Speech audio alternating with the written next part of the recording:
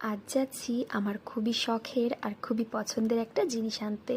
তো যেতে যেতে আমাদের এখানে যে দুর্গা প্যান্ডেলটা হচ্ছে সেটাও তোমাদের একটু দেখিয়ে দিলাম। আর তো মাত্র পুজোর কটা দিন বাকি। তো যাই হোক, যেটা বলছিলাম, তো বেশ কয়েকদিন ধরে আমার ইচ্ছা হচ্ছিল যে আমার ঘরে যে ছোট্ট একটা ঠাকুরের আসন আছে সেই ঠাকুরের আসনটা চেঞ্জ করে একটু বড় ধরনের ঠাকুরের আসন আমি আনবো।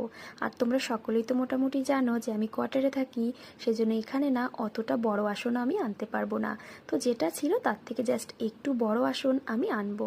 তো সেই জন্য সকাল সকাল তোমাদের দাদাভাইকে নিয়ে আমি চলে গেছিলাম আমাদের এখানে, মানে লোকাল যে কাঠের দোকান আছে সেখানে।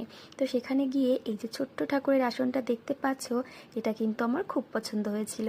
আর এটা ছিল ছিপিসা কন্যা, বেশ কি একটা সেগুন কাঠের বললো, আমি অতটা ভালো বুঝি না, মানে কাঠটা ভালো ছিল আর কি।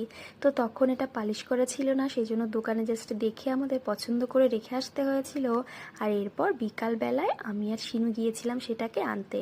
তো তোমাদের দাদাভাই এসে তো ডিউটিতে চলে গেছে।